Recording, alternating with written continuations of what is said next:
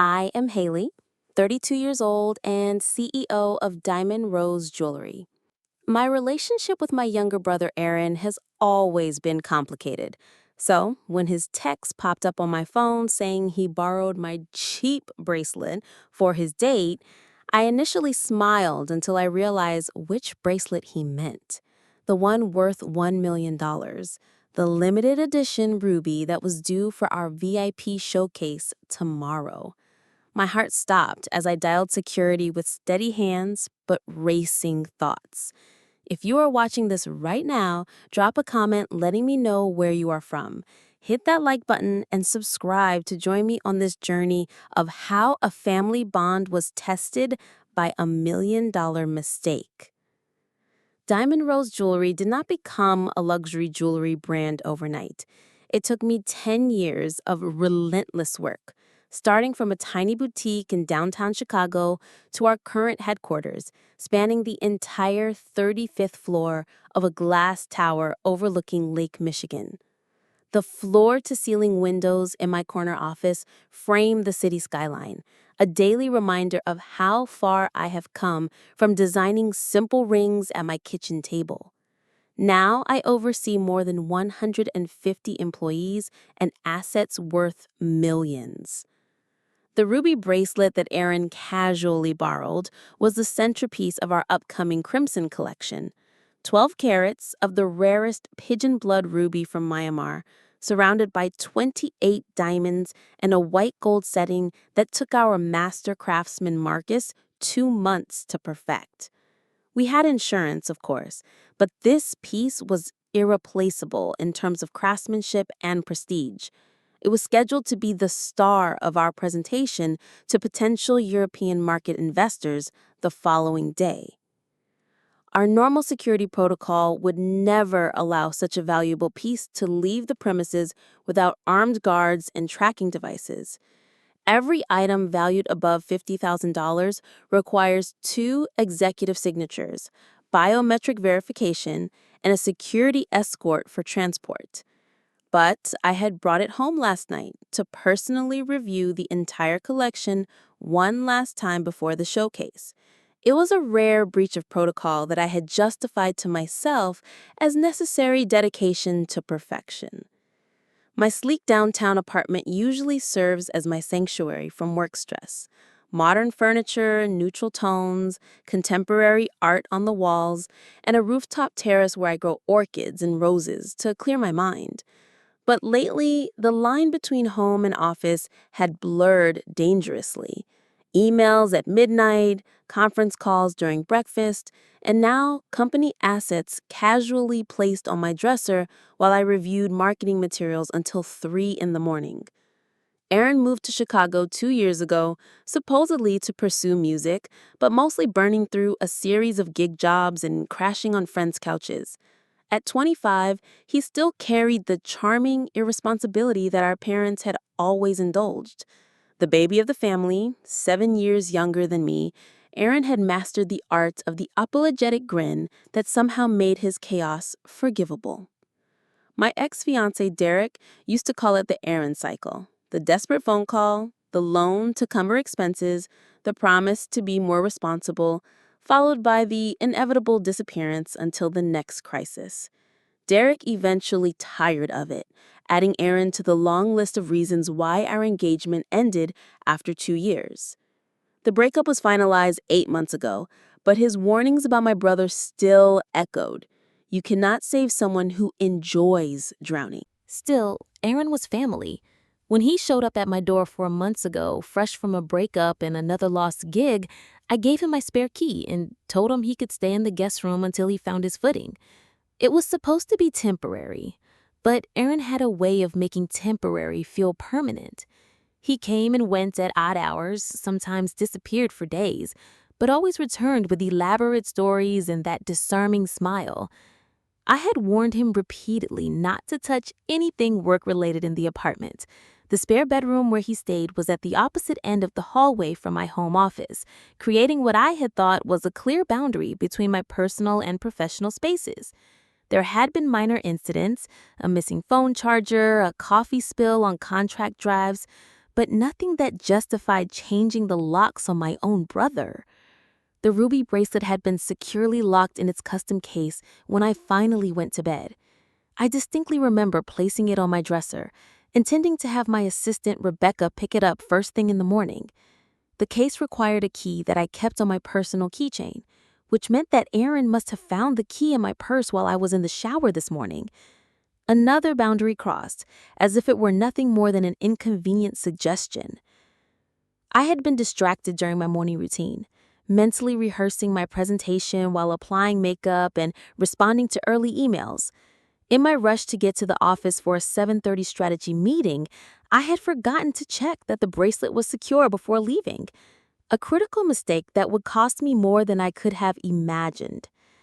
On my dresser now sat an empty jewelry case, its velvet interior molded perfectly to the shape of the missing bracelet. Next to it was a hastily scribbled note in Aaron's messy handwriting. "Borrowed your red bracelet for tonight. Looks fancy, but I know it's just a sample. Will return tomorrow. Thanks, sis." The assumption that anything in my possession could just be a sample was so typically Aaron. Despite visiting my office, despite seeing press coverage of Diamond Rose Jewelry's rise in the luxury market, he still somehow viewed my career as some kind of elaborate hobby rather than the serious business it was. This disconnect had been irritating before. Now it was potentially catastrophic. I thought about all the times I had covered for Aaron with our parents, the rent checks I had quietly paid when he was short, the guitar I had helped him finance when he insisted quality equipment would launch his music career, the reference letters I had written to friends in various industries, putting my own reputation on the line to help him get a fresh start. And now here I was, facing the possible theft of $1 million company asset by my own brother. The morning had started like any other high-pressure day at Diamond Rose Jewelry. I arrived at the office by 7:15, large coffee in hand, mentally running through my presentation about our expansion into the European luxury market. The conference room was already set up with the marketing team finalizing slides and our financial analysts making last-minute adjustments to the projections.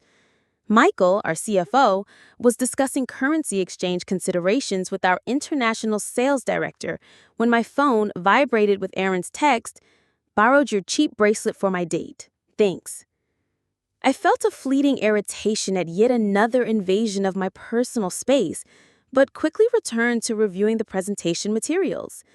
It was only during a brief coffee refill 20 minutes before the investors were due to arrive that the significance of his message fully registered in my mind. My hands froze under the running water as the realization hit me. The only bracelet I had at home was the ruby. I rushed back to my office, ignoring the concerned looks from my team, and called my apartment building. The concierge confirmed that Aaron had left the building around 9:30 that morning. I hung up and immediately dialed Aaron's number, but it went straight to voicemail. My next call was to Rebecca. "Miss Williams, did you pick up the crimson ruby from my apartment this morning?" There was a pause. "No, you texted me not to come by, that you would bring it yourself for the presentation." I definitely sent no such text. Dread pulled in my stomach as I opened my messaging app and saw a text to Rebecca from my phone sent at 7:45. "Don't worry about picking up the bracelet. I'll bring it myself. No need to come to the apartment." Aaron had used my phone while I was in the shower to ensure no one would discover the missing bracelet until it was too late. I closed my office door and leaned against it, trying to control my breathing. The ruby bracelet was not only valuable, but irreplaceable on short notice. The investors arriving in less than 40 minutes were specifically interested in our crimson collection with the ruby as its centerpiece. Advertising materials featuring the bracelet had already been distributed. Fashion magazines had photographed the design mock-ups. My phone rang. It was Sophia, our head of security, wondering why the ruby hadn't been checked in through the normal security protocols this morning. I took a deep breath and made the hardest phone call of my career. "Sophia, I need to report a security breach. The crimson ruby is missing." Her sharp intake of breath was followed by a tense silence. "This is not a drill." "Correct. I need to implement our deft response protocol immediately." The wheels of corporate crisis management began turning with terrifying efficiency. Within minutes, Michael was in my office, face pale as he discussed insurance implications. Patricia, our legal counsel, arrived moments later with a preliminary assessment of liability issues. The investors were stalled in the lobby with a story about technical difficulties in the presentation room. "I want to be very clear," I said to the crisis team now assembled in my office. "This is my brother. He doesn't know what he took. He thinks it's just a sample." Michael removed his glasses and pinched the bridge of his nose. "Haley, with all due respect, it doesn't matter what he thinks. He took $1 million company asset without authorization. The insurance company will classify this as theft regardless of his intent." Patricia nodded grimly. "The board will need to be notified immediately. As CEO, you had responsibility for the asset once it left secure premises.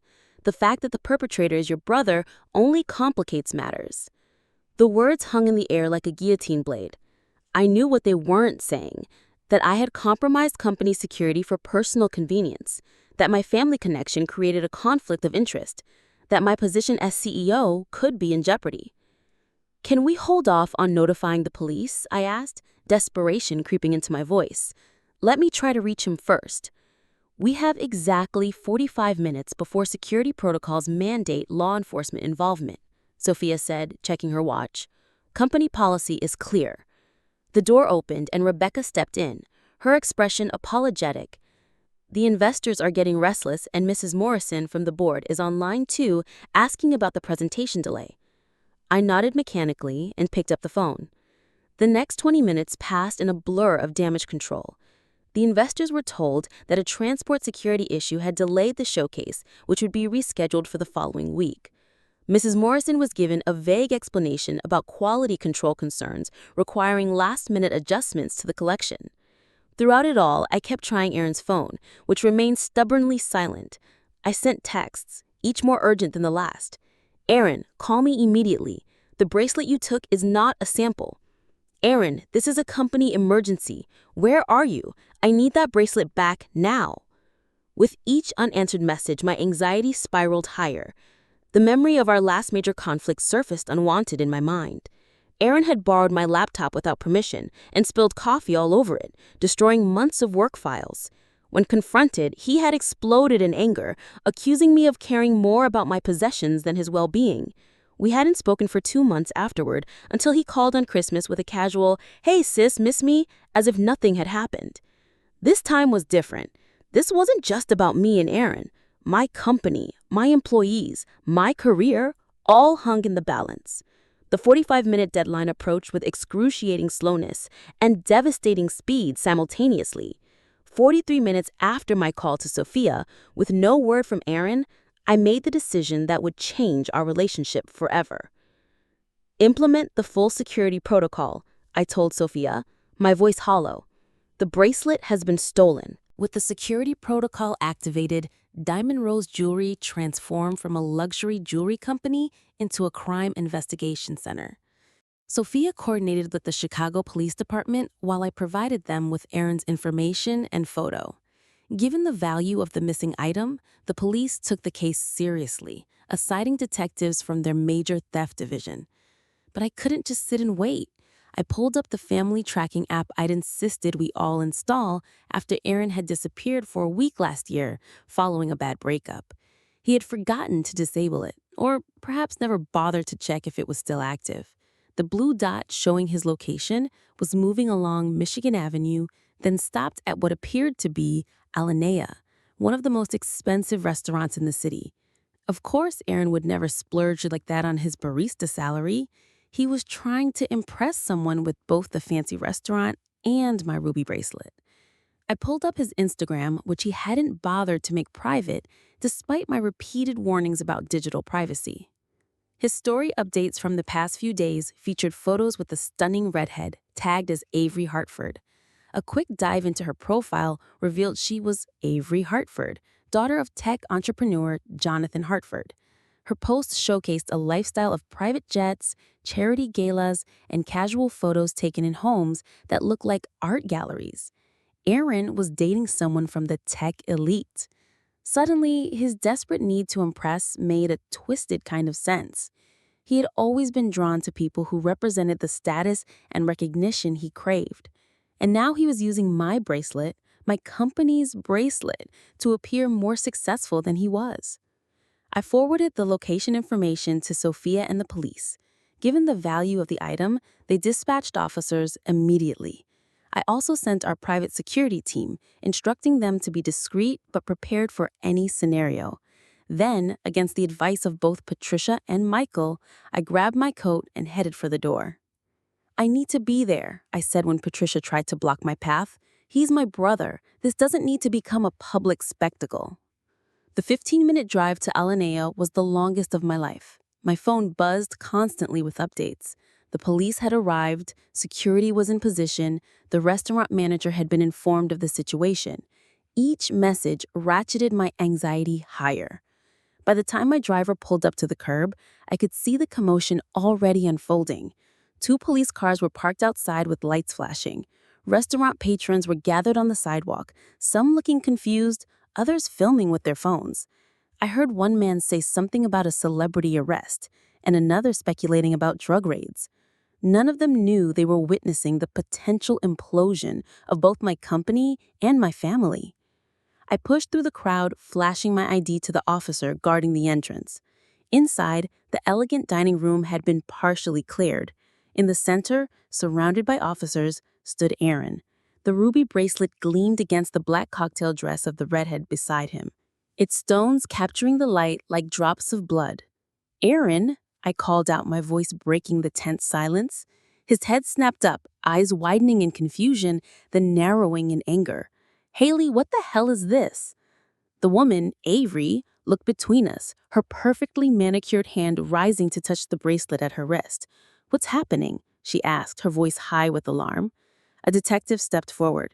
"Sir, we need you to carefully remove the bracelet from the lady and place it in the security container," he said, holding out a padded box. Aaron laughed, a sharp, incredulous sound. "This is insane. It's my sister's bracelet. It's just costume jewelry."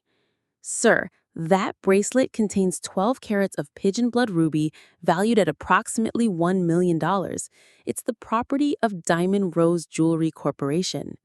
Avery's hand flew from the bracelet as if it had burned her. Her eyes, wide with shock, turned accusingly to Aaron. "You told me it was a family heirloom." The restaurant had gone completely silent, every remaining patron and staff member frozen in place, watching the drama unfold. I could practically see the social media posts being composed in real time. "Crazy scene at Alinea. Guy arrested for stealing $1 million bracelet." "Aaron," I said, trying to keep my voice level, "you took it from my apartment this morning. You sent away my assistant who was supposed to pick it up. You knew it wasn't yours to take." "I thought it was just one of your samples," he shouted, his face flushing red. "Why would you leave something worth $1 million just sitting out?" "It wasn't just sitting out," I hissed. "It was in a locked case." "A case you had the key to," he fired back. "Because I'm your brother. Because I'm family. Or at least I thought I was." The detective moved forward again, more insistent. "Sir, please remove the bracelet now." Avery recovered from her initial shock and reached for the clasp with trembling fingers. The bracelet came undone, and she carefully handed the ruby piece to the detective, who placed it in the security container. Two officers moved toward Aaron. "Aaron Williams, you are under arrest for grand larceny." The detective began reciting Miranda rights as an officer produced handcuffs. "This is a mistake," Aaron protested, looking wildly around the restaurant. "Tell them, Haley. Tell them I didn't steal anything." But the words stuck in my throat. By strict legal definition, he had stolen the bracelet. He had taken it without permission, prevented my assistant from retrieving it, and used it for personal gain. The CEO in me knew that pressing charges was the correct corporate response. The sister in me was paralyzed with conflicting emotions. An officer took Aaron's arm, turning him around to apply the handcuffs. The metallic click seemed to echo through the silent restaurant. As they led him toward the door, he twisted to look back at me, his expression a mixture of betrayal, anger, and, for just a moment, fear. "I always knew your precious company meant more to you than family," he spat. Thanks for proving me right." Then he was gone, escorted through the crowd of onlookers and into a waiting police car. Avery stood frozen, tears streaming down her perfect makeup. The security container with the ruby bracelet was handed to Sophia, who had materialized beside me. The detective approached, notepad in hand, ready to take my official statement. But all I could focus on was the space where Aaron had stood, the echo of his accusation hanging in the air. Had I just sacrificed my brother to save my company? The bracelet was recovered, but at what cost? A flash went off nearby. I turned to see a woman with the professional camera and press badge. How did she get here so quickly? Another photographer followed, then another. Someone shoved a microphone toward me. "Miss Williams, is it true your brother stole $1 million bracelet from your company? Was this an inside job? Did you press charges against your own brother?" The questions came rapid fire as more press arrived, drawn by the police presence and the whispers of a juicy scandal. Sophia signaled to our security team, who formed a protective barrier around me as they escorted me toward the exit.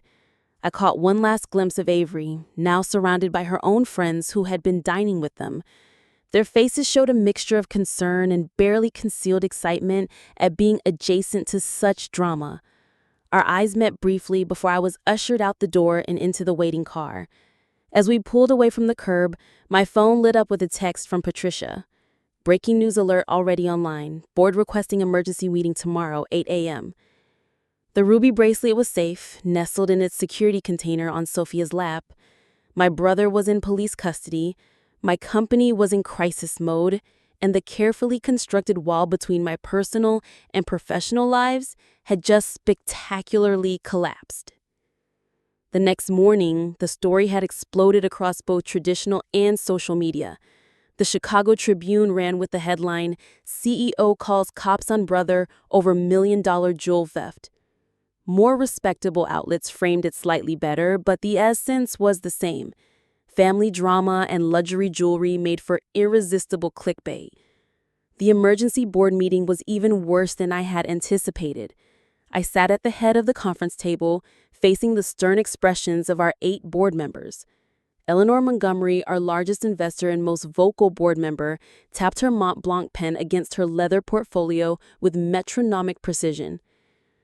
"The stock is down 6% this morning," she said without preamble. "Our security protocols have been publicly compromised. Our CEO has a direct family connection to an alleged thief. This is precisely the kind of scandal that can sink a luxury brand built on trust and exclusivity." "The bracelet has been recovered," I pointed out. "No permanent damage was done." Michael, seated to my right, slid a tablet toward me. The screen displayed a real-time ticker of Diamond Rose jewelry stock, the line trending stubbornly downward. "The market disagrees, Haley." The board spent the next hour dissecting every aspect of the incident. Why had I removed the bracelet from secure premises? Why did my brother have access to my apartment? Had I considered the optics of having my own brother arrested? What steps were being taken to prevent similar breaches in the future? I answered each question with as much professional detachment as I could muster. But beneath the surface, I was drowning. My phone had been buzzing non-stop since dawn. My parents had called 8 times, leaving increasingly angry voicemails about how I could do this to my own brother. "We expected better from you, Haley," my mother's final message had concluded. "Aaron made a mistake, but family protects family. You chose your company over your brother. I don't even recognize you anymore." That hurt more than anything the board could say. My parents had always been proud of my success, but their support had always seemed conditional on me continuing to be Aaron's safety net. For years, I had accepted this role without question. Now that I had finally drawn a line, I was the villain in their eyes. After the board meeting, I received reports that Aaron had been released on bail, courtesy of our parents emptying their savings account to post the bond. He had refused to speak to the company lawyers I had sent to the precinct. According to the court liaison, he had listed our parents' address in Wisconsin as his temporary residence, not my apartment. The message was clear. He wanted nothing to do with me. The week continued to unravel with alarming speed. Our major retail partners called with concerns about security protocols for their inventory. Competitors began circling, one even running an ad highlighting their state-of-the-art security measures with the tagline, "Your luxury investments, actually secure." The European market investors who had been in the lobby during the initial crisis sent word through their representative that they were reconsidering the partnership, citing concerns about company stability and asset management. My inbox filled with interview requests from fashion magazines, business publications, and gossip blogs, all seeking the inside story on the Williams family jewelry drama. Our PR team worked around the clock to craft responses and minimize damage, but the story had taken on a life of its own. On Wednesday afternoon, I received a notification that Avery had posted about the incident on her Instagram account with over 300,000 followers. Truth time. When someone shows you $1 million bracelet on your fourth date, ask questions. Still in shock about Monday night's dinner disaster. Thought I was dating a nice musician. Turns out I was dating a thief with serious family issues. Always trust your instincts, ladies. Lesson learned. Trust issues activated. Definitely dodged a bullet. The post had already garnered thousands of likes and comments, many tagging Aaron and Diamond Rose Jewelry. Some enterprising internet sleuths had connected the dots to me, sharing links to company profiles and speculation about the family dynamics at play. The court of public opinion was in full session, and no one was emerging unscathed. By Thursday, I noticed whispers among the staff when I walked through the office. Nothing overt, just conversations that stopped abruptly when I approached, sympathetic glances quickly averted.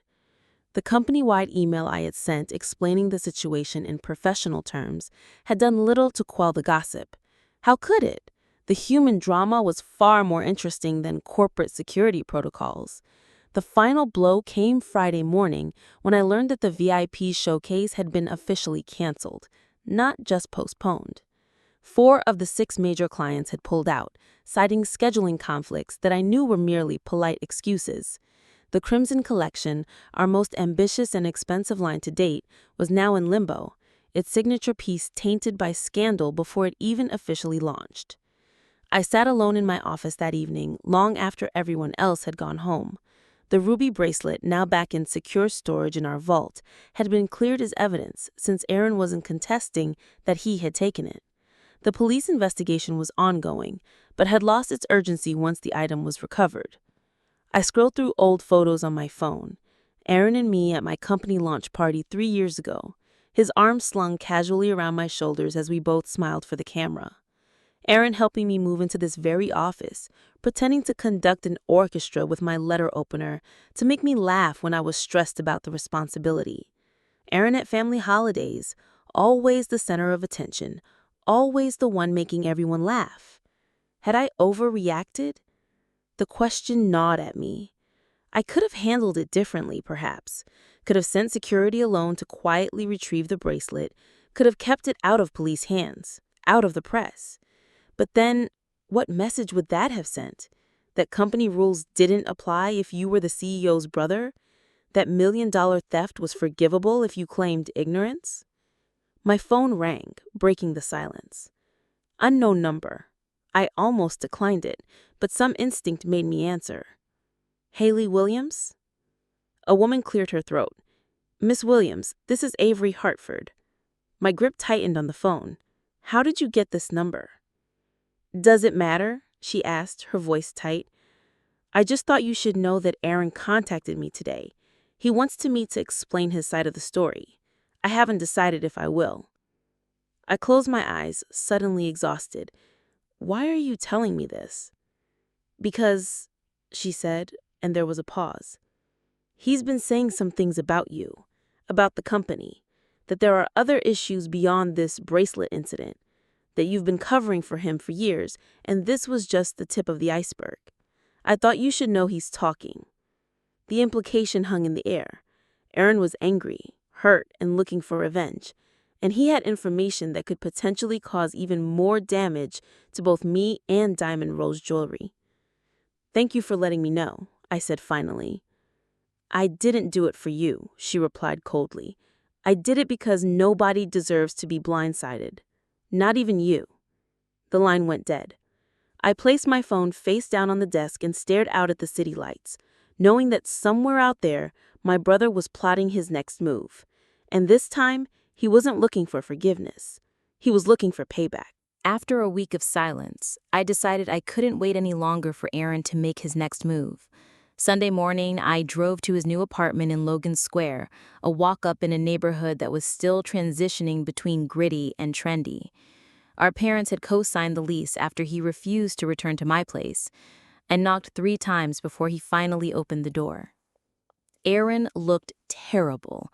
Dark circles under his eyes, hair unwashed, wearing the same Cubs t-shirt I had seen him in countless times during hungover mornings at my place. The apartment behind him was sparsely furnished, moving boxes still stacked against the wall. "What do you want?" he asked, not moving to let me in. "We need to talk, Aaron." "Now you want to talk?" He laughed bitterly. "A little late, don't you think? After you had me arrested in front of the entire restaurant, after you humiliated me in front of Avery." I kept my voice level. "Are you going to make me have this conversation in the hallway?" He hesitated, then stepped aside with exaggerated courtesy. "Welcome to my humble abode. Not quite your penthouse, but then again, I don't have million-dollar jewelry lying around." The apartment was small, but could have been nice with some effort. Instead, it looked like Aaron had been camping rather than living there. Empty pizza boxes on the coffee table, clothes draped over unpacked boxes, a makeshift bed of sheets and blankets on a mattress on the floor. I sat on the only chair, a wooden one with a wobbly leg. Aaron remained standing, arms crossed defensively across his chest. "I came to understand why," I said simply. "Why you took the bracelet. Why you lied about it." "Isn't it obvious?" he snapped. "I needed to impress Avery. I thought it was just some sample, something you'd never miss. I had no idea it was worth that much." "I think there's more to it than that." His eyes slid away from mine. "What do you mean?" "Avery called me. She mentioned you've been talking about me, about the company.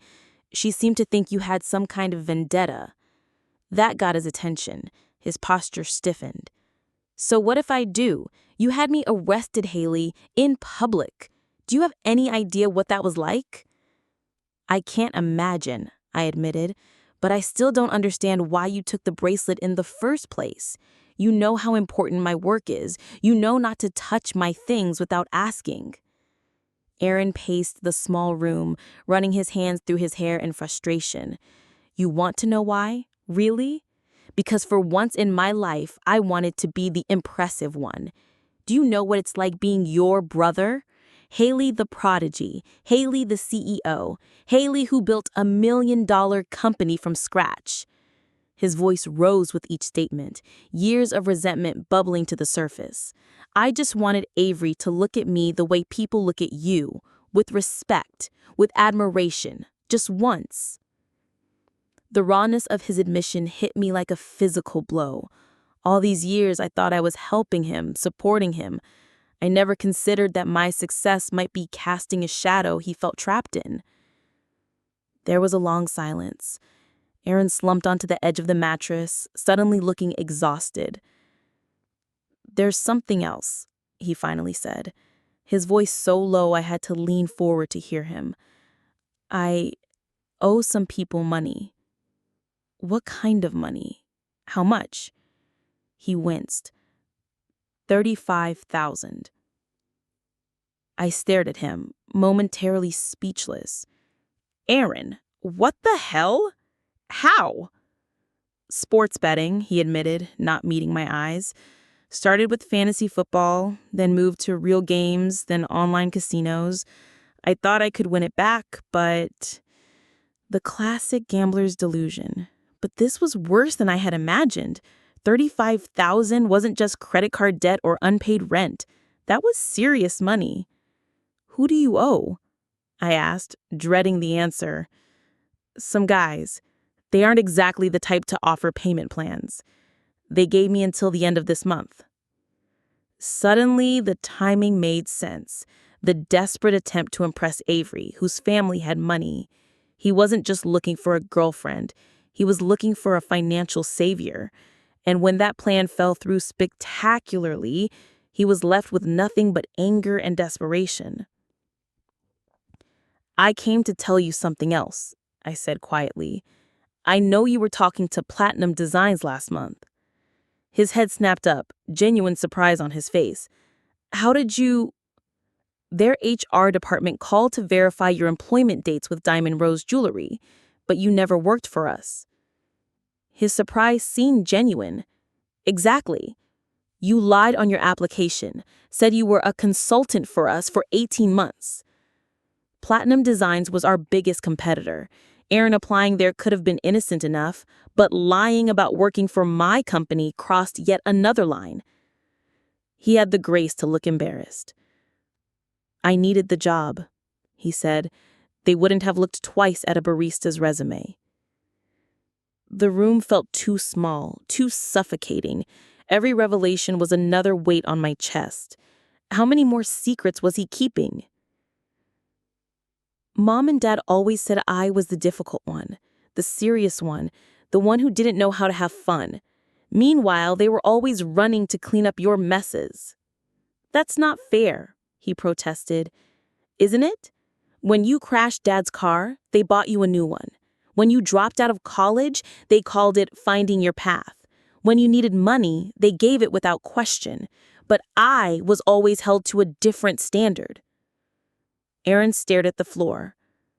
"You were always so perfect. You didn't need their help." I laughed, a short, bitter sound. "Perfect? Aaron, I worked 3 jobs to put myself through business school. I built my company while you were partying through your 20s. I gave you money when you needed it, kept it from Mom and Dad so they wouldn't worry about money at their age." His head jerked up. "Wait, what? The rent checks last year? The security deposit for this place? You thought that came from their retirement fund? That was me. I paid it and told them I handled it because I didn't want them stressing about money at their age." Aaron looked genuinely stunned. "I didn't know." "Of course you didn't, because you've never had to think about anyone but yourself." The words hung between us, harsh but true. For a moment, I saw a flicker of something like shame cross his face. "I knew," he said finally. "Knew what?" "About the bracelet." He met my eyes directly for the first time. "I Googled Diamond Rose Jewelry the morning I took it. Saw the press release about the Crimson Collection. I knew it was valuable. Not $1 million valuable, but I knew it wasn't just a sample." The admission knocked the wind out of me. This wasn't a misunderstanding. It was a deliberate act. "Why, Aaron? Why would you do that?" He shrugged, a gesture so casual it made my blood boil. "I figured you'd cover for me. You always do. The company has insurance, right? No real harm done." "No real harm? Are you serious right now? The board is questioning my leadership. Our stock has dropped. Partners are pulling out of deals. My entire career is on the line." "But all that matters to you is the company," he shot back. "God forbid anything threaten the precious Diamond Rose Jewelry empire. You know what? I'm actually glad this happens. At least now I know where I stand with you, somewhere below the bottom line." "That's not fair, and you know it." Aaron stood up, anger radiating from him. "What's not fair is having a sister who acts like she's better than everyone else, who judges every choice I make, who makes me feel like a failure every time I walk into a room with her. I never—" "Yes, you do," he shouted. "Every time you bail me out, every time you fix my problems, the message is clear. Poor Aaron can't handle his own life. Good thing he has successful Haley to save him." I stared at him, truly seeing the depth of his resentment for the first time. All of these years, I thought I was helping. But from his perspective, each act of assistance had been another reminder of his inadequacy. "I'm sorry if that's how it felt," I said quietly. "That was never my intention." "Yeah, well, intentions don't count for much, do they?" he muttered. deflating slightly, just like I never intended to cause such a huge mess with the bracelet. But here we are. Here we were indeed. Two siblings standing in a sparse apartment, a chasm of misunderstanding and hurt between us that seemed impossible to bridge. "So what now?" he asked. "You press charges, I go to jail, and we never speak again." "I don't want that, Aaron." "What do you want then?" It was a simple question with no simple answer. What did I want? My company secure, my brother safe, my parents understanding, a time machine to go back and lock that bracelet in the safe where it belonged. "I want us to fix this," I said finally. "But not like before. Not with me writing a check and you making promises you won't keep. Real change this time." He looked at me for a long moment, then nodded slowly. The anger seemed to drain out of him, leaving only exhaustion and something that might have been relief. "I think I need help, Haley," he admitted, his voice barely audible. "With the gambling, with everything." It was the first time in our adult lives I had heard him acknowledge he couldn't handle things alone. A small step, but perhaps the most important one. "We can get you that help," I said, "but this time, there are going to be consequences. Real accountability for both of us." As I left his apartment an hour later, the weight on my chest had shifted. Not lighter exactly, but different. The path forward was unclear, but at least now we were both acknowledging the real issues instead of pretending everything was fine. My phone buzzed with a text from Michael. "Board wants update on Aaron's situation tomorrow. What should I tell them?" I typed back, "Tell them I'll handle it personally." And I will. The following Monday, I walked into the board meeting with a clear plan and newfound determination. Instead of taking my usual seat at the head of the table, I stood, commanding the attention of everyone present. Before we begin the formal agenda, I need to address the situation with my brother and the Crimson Ruby. What happened was unacceptable, and as CEO, I take full personal responsibility. Eleanor Montgomery raised her eyebrows. "That sounds like a resignation speech, Haley." "Not resignation," I corrected. "Accountability. I allowed a company asset to be removed from secure premises without proper protocols. That decision was mine alone, and I am prepared to face the consequences." I outlined my proposal. I would personally cover the insurance deductible for the incident from my own funds. Additionally, I would forfeit this year's executive bonus as a demonstration of my commitment to company security. The board members exchanged glances, clearly surprised by my approach. Most had expected excuses or deflection, not direct accountability. "Furthermore," I continued, "I have developed a comprehensive security overhaul proposal." I distributed tablets with my presentation already loaded. For the next 25 minutes, I walked them through my plan.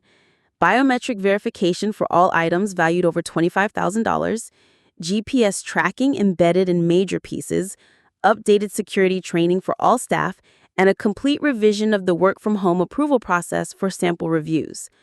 Michael looked impressed despite himself. "This addresses most of the concerns our insurance provider raised." "What about your brother?" Eleanor asked bluntly. "The criminal charges are still pending. The company name will be dragged through court proceedings." I met her gaze steadily. "The legal situation is being addressed separately. However, I want to be clear that I will not be using company resources or influence to interfere with the proper legal process." It was the hardest line I had ever drawn with regards to Aaron, but it was necessary. The days of quietly cleaning up his messes were over. The board voted 7-1 to accept my proposal, with Eleanor abstaining rather than objecting outright. As the meeting concluded, I felt a strange sense of liberation. For the first time, I had acknowledged my own role in enabling Aaron's behavior while also refusing to sacrifice my professional integrity to protect him. That evening, I met with my parents at their home in Evanston. The conversation was even more difficult than the board meeting. They sat stiffly on the sofa, my father's arms crossed defensively, my mother's eyes red from crying. "How could you do this to your own brother?" my mother demanded before I had even sat down. "Have him arrested like a common criminal?" I took a deep breath. "Mom, Dad, I love you both, but we need to have an honest conversation about Aaron." For the next hour, I laid out the pattern of behavior I had been enabling for years. The money I had given him without their knowledge, the lies he had told, the gambling debts he had accumulated. They listened with increasing distress as the full picture emerged. "Why didn't you tell us?" my father asked, looking suddenly older. "Because I was trying to protect you," I admitted, "and because I thought I could fix it. I was wrong. None of us can fix this for Aaron. He needs to take responsibility for himself." My mother wiped her eyes. "But having him arrested?" "Mom, he stole $1 million bracelet. He knew it was valuable. He admitted that to me. This isn't just a family matter, it's a legal one." Their resistance was palpable, but I stood firm. After decades of family dynamics revolving around protecting Aaron, I was finally insisting on a new approach. By the time I left, there were no warm hugs or reassurances that everything would be fine. Instead, there was an uneasy truce and a tentative agreement to attend family counseling sessions. Back at the office, I faced the challenge of rebuilding trust with my team and partners.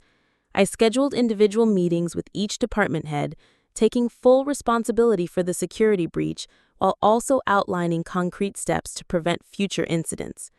With Sophia's help, I developed the Transparency in Luxury Initiative, inviting industry partners and clients to review our new security protocols.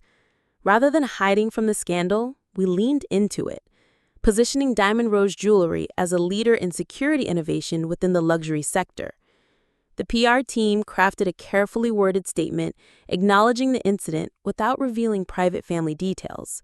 I gave exactly one interview to Forbes, focusing on corporate responsibility and the unique challenges of family-run businesses. When one of our major clients expressed hesitation about continuing our partnership, I flew to New York personally to meet with their executive team. I brought not just reassurances, but hard data and concrete policy changes. The trip resulted not only in saving the partnership, but expanding it to include exclusive rights to their flagship Manhattan store. Meanwhile, I hired a private investigator to look into Aaron's claims about the gambling debts. The results were troubling. He owed money to individuals connected to organized crime, and there was evidence that someone had approached him specifically about information regarding Diamond Rose Jewelry's security protocols. The timing suggested it wasn't coincidental that Aaron had taken that particular bracelet. Armed with this information, I met with the district attorney handling Aaron's case. While I wouldn't use company influence to make the charges disappear, I could provide context that might lead to a more constructive resolution. After lengthy discussions, an agreement was reached. Aaron would enter a plea deal requiring restitution, community service, and mandatory gambling addiction treatment instead of jail time. The final piece fell into place when I established the Employee Crisis Fund at Diamond Rose Jewelry. Funded initially from my personal accounts and then through voluntary executive contributions, the program provided confidential emergency assistance to employees facing personal crises, from medical emergencies to addiction issues. The message was clear. We could maintain professional standards while still supporting our people through difficult times. When Aaron called to tell me that he had accepted the plea deal, his voice sounded different, clearer, more present than it had in years. "They're requiring me to attend Gamblers Anonymous meetings 4 times a week." "Good?" "Yeah." He paused. "It actually is good. I went to my first one yesterday. It's helping to hear other people talk about it, to know I'm not the only one." "I'm glad, Aaron." There was a long silence before he spoke again. "I met with Dad's financial advisor yesterday. We're working out a repayment plan for the bail money they put up. Small amounts each month, but I will pay it all back." It was such a simple statement, but it represented a monumental shift. Aaron taking responsibility, making a plan, following through. The skeptical part of me wondered how long it would last, but I chose to focus on the progress rather than the doubts. "I'm proud of you," I told him, and meant it. When he laughed, it was his old laugh, not the bitter one I had heard in his apartment. "Don't get too excited. I'm still working at a coffee shop and living in a tiny apartment. Not exactly the Williams family success story." Success isn't measured by your job title or apartment size, Aaron. It's about living with integrity, something I think we're both learning more about lately. 1 year later, I stood at the podium of the Women in Business Leadership Conference, looking out at a sea of attentive faces. The organizers had asked me to speak about crisis management, but I had chosen a more personal angle: the boundaries of leadership. When people think about leadership challenges, they often focus on market volatility, competitive threats, or technological disruption. I began.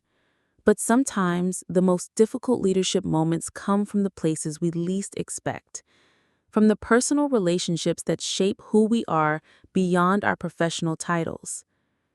As I shared the carefully edited version of my experience, the security breach, the public recovery, the lessons learned, I spotted a familiar face in the audience.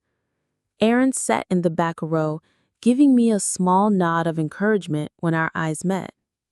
In the months since the ruby bracelet incident, both our lives had transformed in ways neither of us could have predicted. Aaron had completed his court-mandated gambling treatment program and voluntarily continued with therapy afterward. He had moved to Milwaukee to make a fresh start, taking a job at a community arts center that had nothing to do with luxury goods. It was nonprofit work, but he was earning his advancement through dedication rather than charm for the first time in his life. Our relationship had slowly mended through carefully maintained boundaries: weekly phone calls, monthly visits, no financial entanglements, no rescuing. When he faced challenges, I listened without immediately offering solutions. When he succeeded, I celebrated without taking credit. It wasn't always easy. This new dynamic required constant vigilance against old patterns, but it was healthier than anything we had known before. Diamond Rose Jewelry had not only recovered, but thrived. Our new security systems had become an industry standard, with other luxury brands adopting similar protocols. The Transparency in Luxury initiative had evolved into an industry consortium focused on ethical practices and security standards. Our stock price had risen 18% above its pre-crisis level. The Employee Crisis Fund had helped 23 staff members through personal emergencies in its first year, creating a culture where people felt supported without fear of professional repercussions. The program had been featured in Business Week as an innovative approach to workplace wellness. I wrapped up my speech with the lessons that had come at such a high personal cost. In leadership, as in life, we must recognize that true strength comes not from trying to control everything, but from establishing healthy boundaries. Sometimes the most caring thing we can do for others is to stop shielding them from the consequences of their actions. And sometimes the most professional thing we can do for our organizations is to acknowledge our own humanity. The applause was gratifying, but the real reward came afterward when Aaron approached with a woman I didn't recognize. "Great speech, sis," he said, giving me a quick hug. "This is Rachel, my girlfriend." Rachel smiled warmly as we shook hands. "I don't normally attend business conferences, but Aaron insisted your talk would be worth it." He was right. We chatted briefly about her work as a music therapist and their plans to visit our parents next weekend. There was an ease between them that I had never seen in Aaron's previous relationships. None of the performative charm or desperate need to impress. He seemed comfortable in his own skin for perhaps the first time in his adult life. As they turned to leave, Aaron paused. "Oh, I almost forgot. I made my final restitution payment to the court last week. I'm officially debt-free. The pride in his voice was unmistakable, not the hollow pride of someone seeking validation, but the quiet satisfaction of genuine accomplishment. That's wonderful, Aaron. You did that on your own. He nodded, acknowledging the significance of those words. Yeah, I did. After they left, I found myself reflecting on the extraordinary journey of the past year. The ruby bracelet that had caused so much turmoil was now the centerpiece of our most successful collection, its value enhanced by its notorious history. The very thing that had threatened to destroy both my company and my family ultimately strengthened both, though not without considerable pain in the process. I thought about the nature of precious gems, how their value comes not just from their rarity, but from the careful cutting away of rough edges to reveal the brilliance within. Perhaps relationships work the same way. The ones that truly shine are those that have endured pressure, that have had their unnecessary elements cut away, leaving only the essential connection. Cracks in relationships, like inclusions in precious stones, can either devalue them or become part of their unique character, their story. The difference lies in how we respond to those imperfections, whether we try to hide them or incorporate them into something new and perhaps more beautiful than before. Sometimes the most valuable things we possess aren't the ones we can lock in a safe or insure for millions. They're the honest connections we forge with others and the courage to protect those connections, even when it means letting go of comfortable patterns. If you have ever had to make the difficult choice between enabling someone you love or holding them accountable, share your story in the comments below. How did you find the strength to establish boundaries? What happened afterward? Remember to like and subscribe if this story resonated with you, and share it with someone who might be struggling with similar challenges. Sometimes knowing we're not alone in these difficult journeys is the greatest gift we can receive. Thank you for listening, and remember that the most precious gems in our lives are the relationships we carefully tend even through the most challenging times.